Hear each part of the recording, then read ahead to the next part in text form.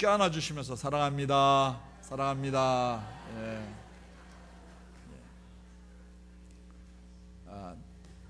누군가 서로 사랑하고 이렇게 또 옆에서 서로 안아주고 하는 것 정말 좋죠, 그죠?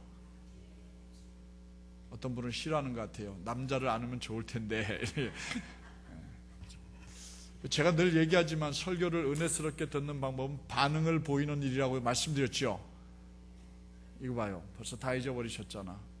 목사님이 설교를 하거나 어느 누가 설교를 하더라도 여러분들이 반응을 잘 보여야 설교를 은혜롭게 들을 수 있고 할 수도 있습니다.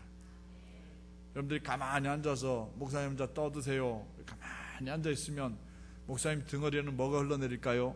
식은땀이 흘러내립니다. 아, 이거 또 오늘 또 죽쓰는구나.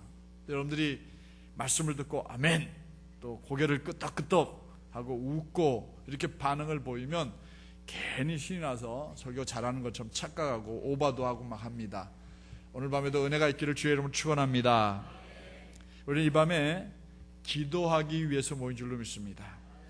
제가 요즘에 좀 위기감을 느낍니다. 제가 목회를 조금 잘못하고 있는 건 아닌가 하는 생각에 하나님 앞에 더 많이 엎드립니다. 왜냐하면 새벽 기도가 자꾸 줄어요. 그래서 다른 건 걱정이 안 되는데 우리 교회 기도가 줄고 있다는 것 때문에 제가 조금씩 진짜 식은땀이 납니다. 교회의 기도가 죽으면 결국 그 교회는 죽은 겁니다. 기도가 살아야 하는데 이런 생각을 합니다. 그러다 보니까 제가 요즘에 욥기를 생명의 삶을 통해서 하는데 이게 뭐가 좀 근본적으로 잘못된 건 아닌가. 그래서 내년에 이 부분에 놓고 좀 기도를 하겠습니다. 그래서 생명의 삶으로 가야 될지 아니면 이제 또 말씀을 그냥 쭉 읽고 나가야 될지 제가 심각하게 기도를 하려고 합니다. 기도가 없는 교회는 보일러가 꺼진 기도이다, 교회이다, 늘 그렇게 생각하시죠? 우리 교회가 살아나려면 뭐가 있어야 된다고요? 기도가 있어야 합니다. 그래요. 이렇게 해놓고 월요일부터 또 새벽 기도에 쏙 빠지고 그러면 안 됩니다. 새벽 기도 많이 참여해 주시기 바랍니다.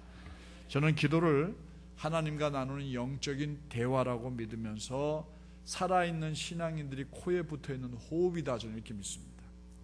기도가 식어버렸으면 그 사람은 죽은 겁니다. 기도가 없는 신앙인은 죽은 겁니다. 그 사람은 하나님과 이야기도 나누지 않고 외톨이로 혼자 살고 있는 사람입니다. 따라서 기도가 없는 사람은 하나님과 만남이 전혀 없는 사람이고 영적으로 호흡을 멈추고 있는 사람입니다. 지금부터 제가 말할 때까지, 종칠 때까지 숨을 쉬지 마시기 바랍니다. 순종 잘 하시리라 믿습니다. 이 밤 하나님을 찾아 나온 여러분들은 하나님과의 만남을 갖는 영적으로 살아있는 성도들인 줄로 믿습니다. 아멘하고 숨 쉬셨죠? 금방 이게 자동으로 들어 마시게 돼 있어요. 벌써 숨 쉬셨잖아요, 그죠? 지금까지 안 쉬고 있는 분 손 들어보세요. 그래요. 우리 황 목사님은 혼자 안 쉬는데 더 계속 안 쉬고 계세요. 저분 조금 있다가 다른 교회로 가기 전에 아마 숨이 멈춰질 것 같아요. 절대로 우리가 1분 30초 2분 이상 견디질 못합니다. 그런데 우리는 기도를 일주일 동안 쉬고도 잘 지냅니다. 그리고 살아있는 그리스도인이라고 말합니다. 참 신기하죠. 어떻게 살아있는지 참 궁금해요. 우리는 단 2분을 숨을 안 쉬면 얼굴이 뻘개지고 가슴이 터져나가는데 우리는 일주일 내내 주일날 성경책 끼고 교회 와서 하나님 저 예배드리러 왔어요, 잠깐 고개 숙이고 목사님과 함께 기도하고 돌아가고는 일주일 동안 기도를 안 하고 사는데도 영적으로 살아있다는 게 너무너무 신기해요. 그런데 그분은 살아있는 게 아니에요. 얼굴이 하얘지고 창백해지고 영적으로 죽어가고 있는 겁니다. 오늘 이 밤에 저는 여러분들과 함께 성령의 기도에 대해서 함께 상고하고 성령의 기도를 배우고 또 성령에 따라서 기도하는 이 밤이 되기를 주님의 이름으로 축원합니다. 우리는 성령님이 어떤 분인지 너무 잘 압니다. 성령님은 우리에게 임하셔서 우리를 거듭나게 하신 분이십니다. 성령님은 우리로 하여금 예수 그리스도가 나의 주님이라고 고백하게 만드는 분이십니다. 성령님이 하시는 일입니다. 성령님께서는 예수님께서 하나님께 부탁드려서 이 땅에 임한 하나님의 영이심을 믿으시기 바랍니다. 성령님은 하나님께서 우리와 늘 함께하고 계심을 보여주시기 위해서 이 땅에 오셔서 우리를 떠나지 않고 늘 우리와 함께 머물러 계시는, 예수님과 똑같이 우리를 지켜주시고 우리를 보호해 주시는 보혜사, 그리고 늘 우리에게 은혜를 베풀어 주시는 분이심을 믿으시기 바랍니다. 이런 분에 대해서 사도 바울은 로마에 보내는 편지에서 그분을 또 이렇게 소개합니다. 우리를 위하여 간구하시는 분. 성령님이 누구라고요? 우리를 위하여 하나님께 간구하는 분이다, 이렇게 소개를 했습니다. 성령님은 지금도 우리를 위하여 안타까운 마음으로 하나님께 기도하고 중보기도하고 계신 분이심을 믿으시기 바랍니다. 그렇다면 하나님이면서 또 다른 예수님이기도 한 이 성령님은 어떻게 간구하고 있을까요? 우리가 이 밤에 성령님에게 배워야 될 성령의 기도는 어떤 걸까? 함께 세 가지를 삼가하고 은혜를 나누고자 합니다. 우리가 오늘 본문을 통해서 가장 먼저 배워야 될 성령님의 기도는 연약한 자를 돕는 기도, 연약한 자를 위하여 기도하는 기도를 우리가 배워야 할 줄로 믿습니다. 오늘 26절 말씀을 한번 읽어보도록 하겠습니다. 다시 한번 자막에 올립니다. 한번 읽어봅니다. 시작. 이와 같이 성령도 우리의 연약함을 도우시나니 우리는 마땅히 기도할 바를 알지 못하나 성령이 말할 수 없는 탄식으로 우리를 위하여 친히 간구하시느니라. 성령도 우리를 도우신다고 말하면서 성령이 기도 간구하시느니라 이렇게 전부 추려낸다고 하면 이 뼈대가 남습니다. 성령은 간구하시느라, 성령이 간구하시느라 이렇게 기록되어 있어요. 우리가 본문을 볼 때 우리는 어떤 사람이냐, 연약한 자라고 사도 바울은 로마에 보낸 편지에 이야기했어요. 우리가 어떤 사람들이라고요? 연약한 자들입니다. 그렇다면 왜 우리가 연약한 사람들일까요? 성경에 보니까 우리가 마땅히 기도할 바를 알지 못하는 사람이기 때문에 연약한 자라고 그랬어요. 우리가 하나님 앞에 구할 바를 알고 우리가 하나님 앞에 기도하고 우리가 하나님 앞에서 영적으로 건강한 사람이면 절대로 사도 바울은 우리를 향하여 기도할 바를 알지 못한 연약한 사람이라고 말하지 않았어요.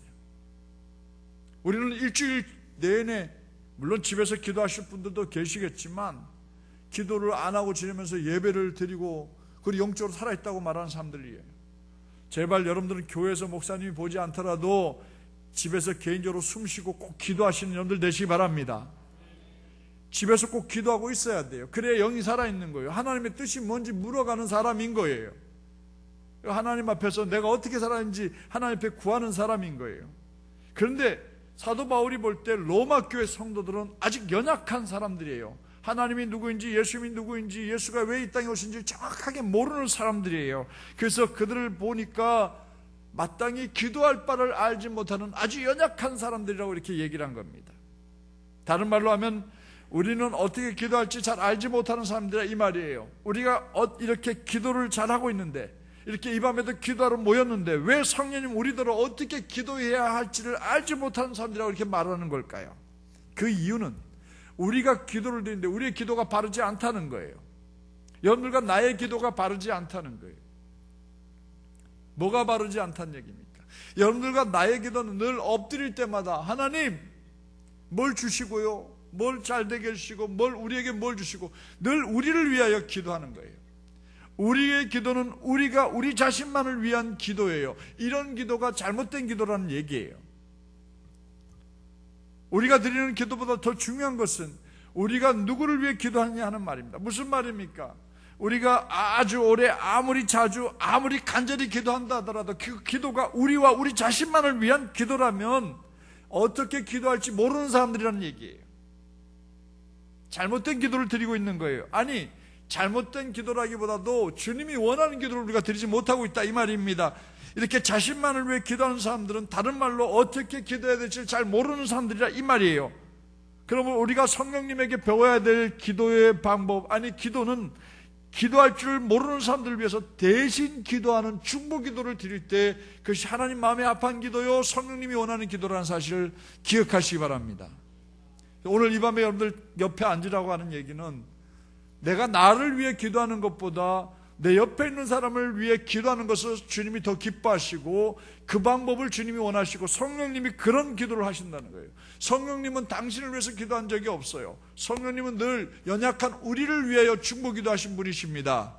그러므로 우리가 성령님에게 배워야 되는 것은 나를 위하여 드리는 기도가 아니고 바로 내 옆에 있는 내 사랑하는 집사님, 내 사랑하는 권사님을 위하여 기도하는 것을 주님이 더 원하신다, 이 말입니다. 그래요, 사도 바울은 오늘 본문에서 기도할 줄 모르는 사람을 연약한 사람이라고 표현했어요. 그 다음에 기도할 줄 모르는 사람은 왜 연약한 사람일까요? 기도할 줄 모르는 사람은 하나님이 어떤 분인지 정확하게 알지 못하는 사람들이기 때문입니다. 그래서 그들은 하나님을 만날 생각도 하지 못한 채 그저 영적으로 호흡이 끊겨버린 죽은 자들에 불과합니다. 그들을 살리는 방법은 우리가 하나님 앞에 그들을 대신해서 기도하는 겁니다. 그들의 구원을 위해서 우리가 하나님 앞에 그들의 이름을 부르며 대신 기도하는 겁니다. 옆에 있는 분들뿐만 아니라 하나님을 알지 못하고 지금도 신앙생활 하지 않는 그들을 구원해달라고, 그들의 육신적인 연약함에서 건강해지게 해달라고 하나님 앞에 우리가 기도하는 겁니다. 또 많은 사람들이 영적인 문제에서 고통을 받고 있어요. 또 영육간에 병들어가고 있어요. 우울증에 시달리고 있고 염려하고 걱정도 많고 범민을 하고 불면증에 시달리고 정신적인 고통을 겪는 이들이 너무 많습니다. 이 밤 우리는 성령님을 따라서 연약한 이들, 불신 가족들, 육신적으로 병들어 있는 사람들, 내 옆에 있는 사랑하는 분들을 위하여 우리가 하나님 앞에 중보기도 드리는 이 밤이 되기를 축원합니다. 축원합니다. 옆에 분한테 인사하세요. 제가 오늘 밤 기도해 드리겠습니다 라고요. 진짜죠? 진짜 기도해 주실 거죠? 옆에서 기도해 주는 분이 있다니까 얼마나 좋습니까? 다음 주 밤기도 때 옆에 있는 분이 누군지 제가 물어봐도 대답할 수 있었으면 좋겠습니다. 그 말은 무슨 뜻입니까? 일주일 내내 그분을 위해서 기도한다, 이런 뜻입니다. 할렐루야. 일주일 후에 여러분들 옆에 있는 사람이 누군지 제가 물으면 대답하시기 바랍니다. 왜냐하면 진정으로 기도하는 사람은 일주일 동안 내내 옆에 앉았던 그분을 위해서 중보기도 될 테니까요. 그래요, 이렇게 중보기도하는 겁니다. 이게 성령님이 우리에게 가르쳐준 기도예요. 성령님에게서 배우는 두 번째 기도는 뭐냐면 말할 수 없는 탄식으로 기도하는 겁니다. 우리 26절을 한 번 더 읽어보도록 할까요? 다 같이 읽어봅니다. 시작. 이와 같이 성령도 우리의 연약함을 도우시나니 우리는 마땅히 기도할 바를 알지 못하나 성령님이 말할 수 없는 탄식으로 우리를 위하여 친히, 성령님이 어떤 방법으로 우리를 위하여 친히 간구하신다고요? 말할 수 없는 탄식으로. 우리 이 성경 구절을 쉬운 성경은 이렇게 번역해 놓았습니다. 한번 읽어보도록 할까요? 다 같이 읽어봅니다. 시작. 이처럼 성령님께서는 우리의 연약함을 도와주십니다. 우리는 무엇을 위해 기도하는지도 모르지만 성령께서는 말로 다 표현할 수 없는 간절함으로 우리를 위해 중보하시는 누가요? 성령님께서. 어떻게 해요? 말로 다 표현할 수 없는 간절함으로. 할렐루야. 말로 다 할 수 없는 탄식이라는 말은 말로 다 표현할 수 없는 간절함이라는 말이에요. 그렇게 기도한다는 거예요. 여러분들이 누군가를 위하여 말로 다 표현할 수 없는 간절함으로 기도해 보신 적이 있습니까? 별로 생각이 안 나십니까? 여러분들 그렇게 기도한 적이 있을 텐데요. 여러분들 자녀들이 아파 있을 때, 저는 우리 둘째 아들 녀석이 3살 때 사라져 버렸어요. 전 정말 그때 간절히 기도했습니다. 제 막내 여동생 결혼식인데 서울에 올라왔는데 이 녀석이 사라졌습니다. 전에 한번 제가 말씀드린 적이 있지만 없어졌어요. 비 오는 날 결혼식장에서.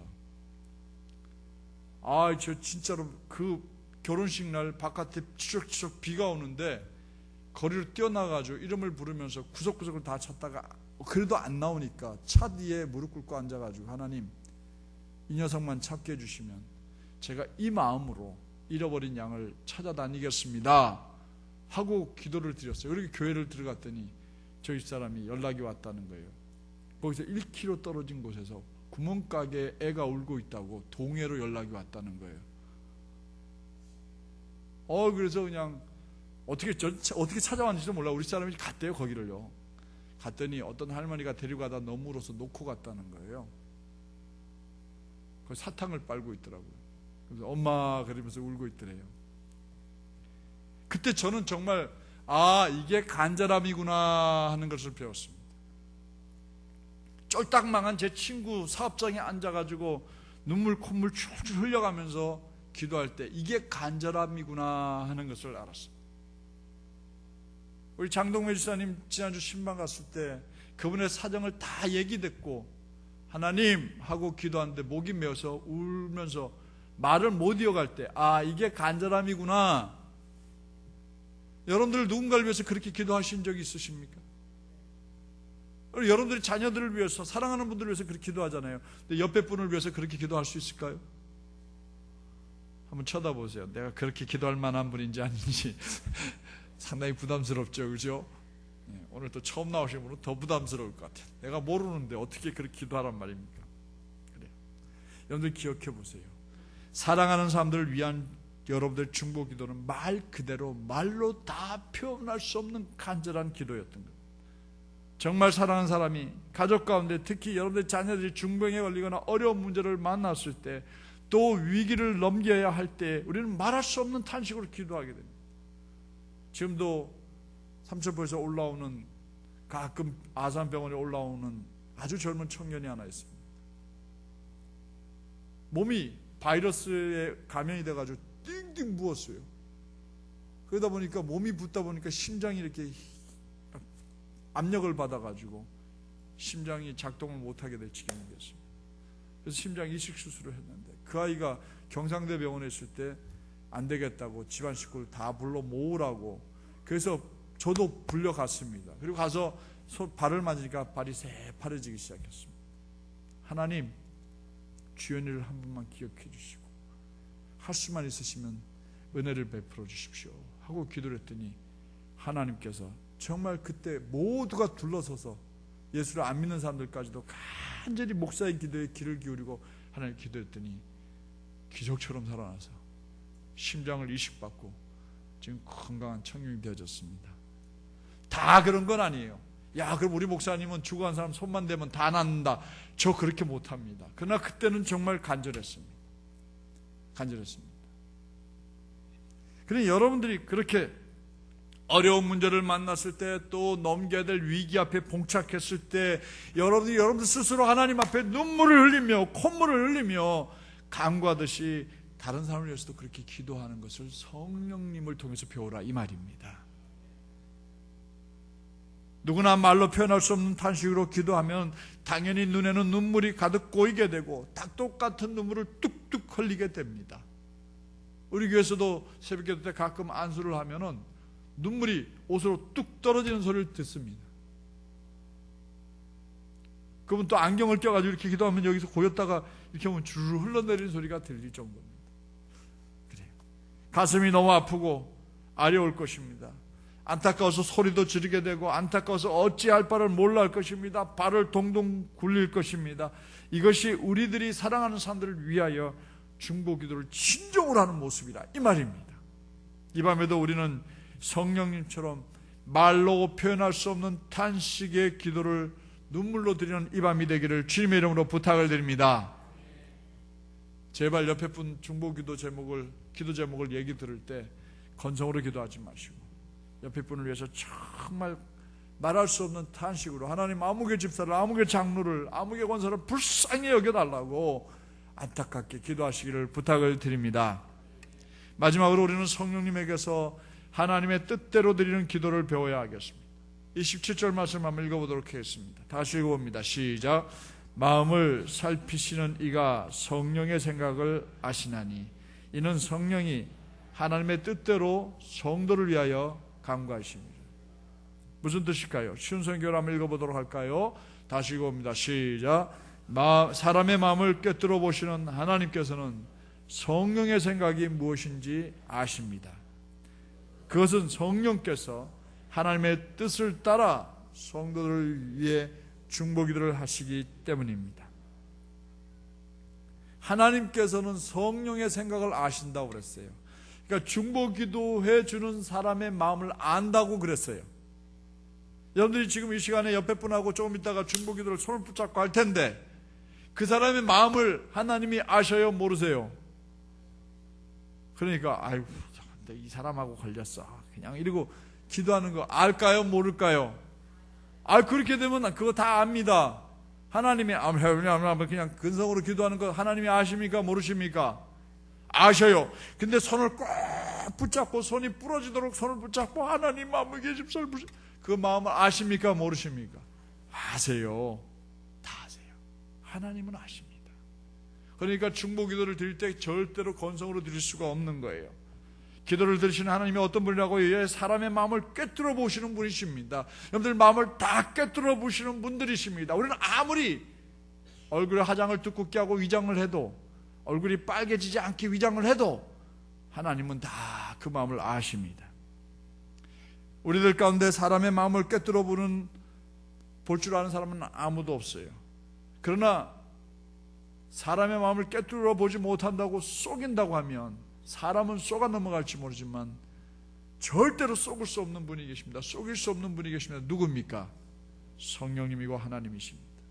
사람은 얼마든지 누구든지 속일 수 있습니다. 손을 붙잡고 예 안녕하세요 하고 인사를 하지만 속으로는 이런 걸 가지고 있는 거 우리는 몰라요. 그러나 아십니다.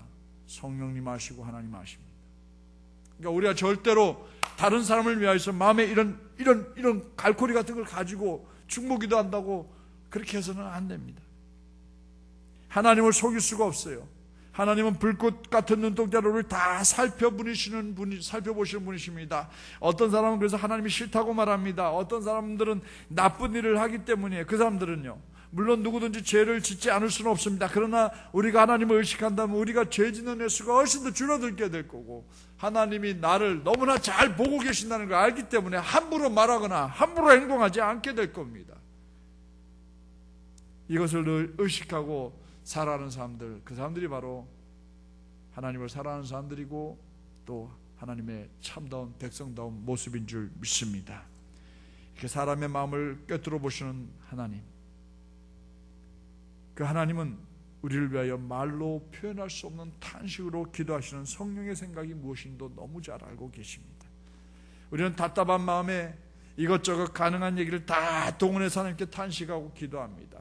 저도 여러분들 위해서 때로 안타까울 때 중보 기도를 하고 오늘 새벽에도 나오신 분들 다 머리에 안수하고 기도해 드렸습니다만은 그 마음속에, 제 마음속에 뭘 원하는지 하나님은 아십니다. 아주 좋은 얘기를 잔뜩 늘어놓습니다. 복도 달라고 하고 건강도 해결해 달라고 하고 막 기도합니다. 제가 중심 어린 기도를 하고 있다는 것도 아십니다. 그런데 하나님께서는 그것만 아시는 게 아니라 기도받는 그 사람이 무엇이 가장 필요한지도 또한 알고 계심을 믿습니다. 그러기에 우리가 구하지 못한 것 하나님이 그가 진심으로 하나님 향해 있으면 그것까지도 다 알고 해결해 주시는 하나님이심을 믿으시기 바랍니다. 그렇다고 해서 우리가 바라는 대로 다 이루어지는 것이 기도 응답이 아니에요.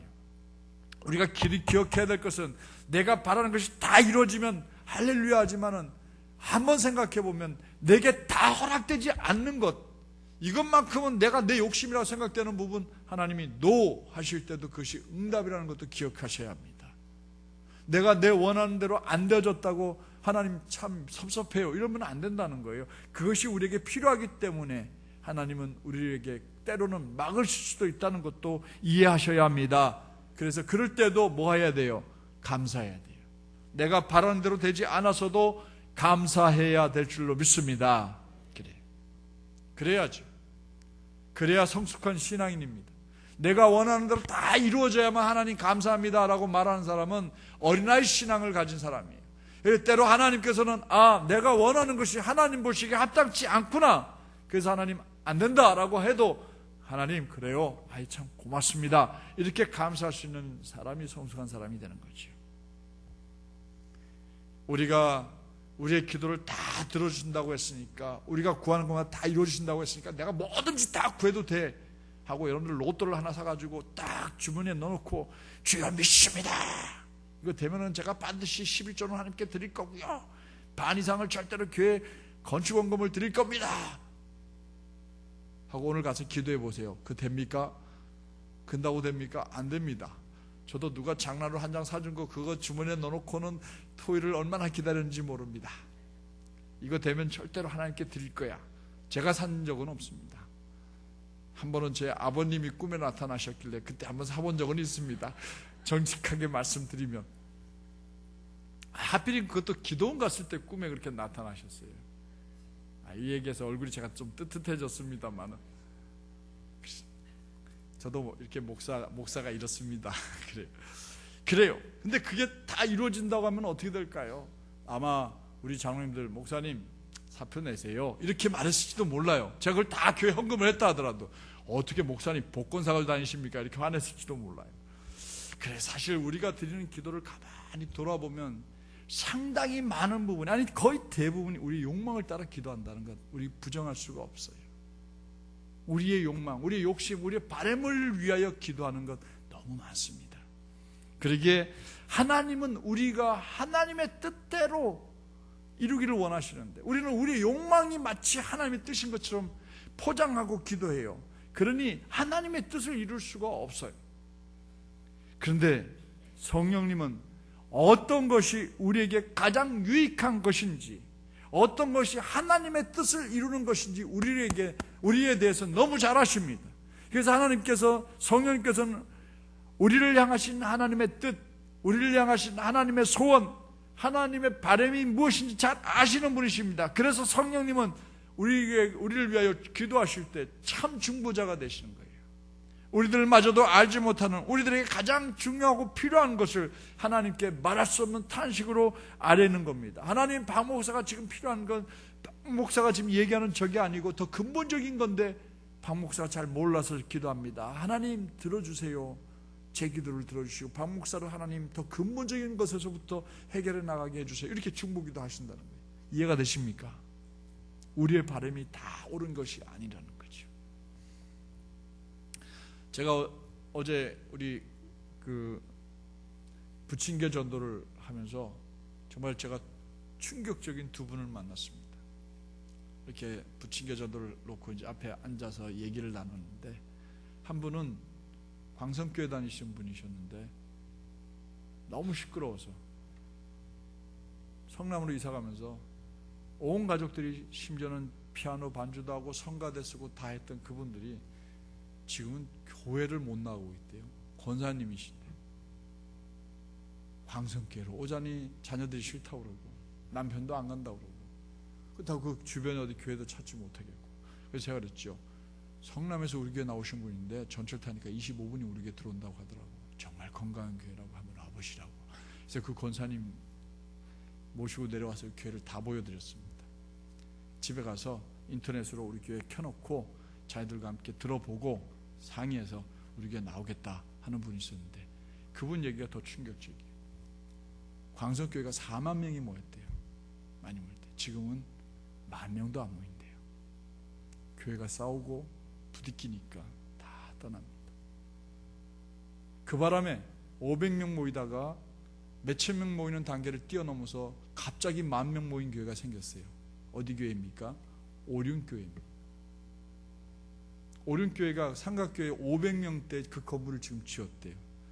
근데 광성교회 다니는 식구들 깨져가지고 갈 데 없으니까 거기 가서 오륜교회가 몇천 명 모이는 단계를 뛰어넘어서 500명 모이다 갑자기 10,000명 모이는 교회로 자라버렸다는 거예요.